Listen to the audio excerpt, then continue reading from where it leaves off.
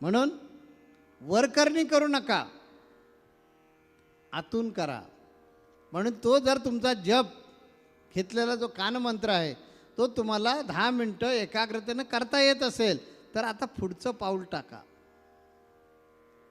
तो म्हणजे आजप.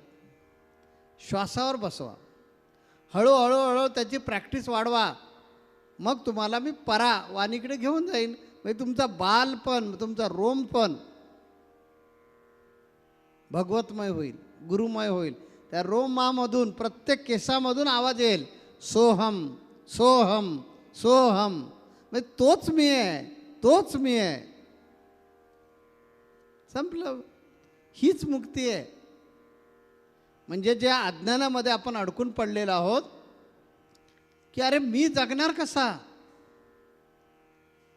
मी जर हा संसार सोडला तर जगणार काय, खायचं काय, या साधू संतांनी सांगायला काय, खायचं काय, नोकरी धंदा करायची की नाही, की टाळ कुटत बसायचं. काही जणांचं म्हणणं असतं टाळ कुटणे म्हणजे टाळ वाजवत बसणे.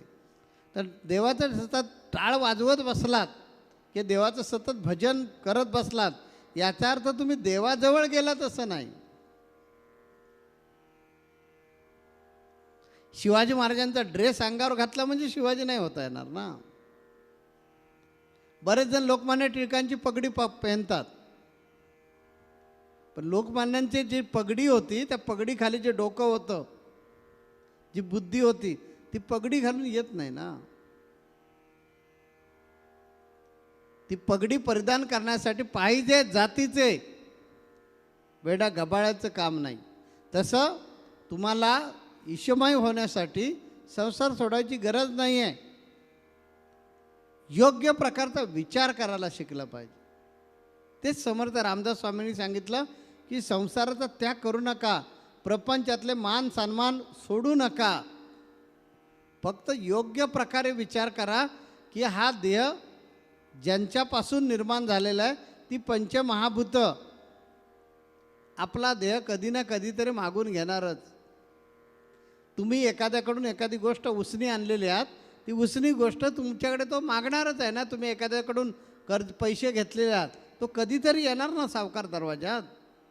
तसं ही जी पंचतत्वानं बनलेला हा जो देह आहे, तो ज्या तत्वापासून बनला आहे, ती तत्व यमरूपामध्ये येऊन आपला देह घेऊन जाणार. तो नेण्यापूर्वी ते साधन म्हणून वापरा आणि साध्य काय करा, मी कोण.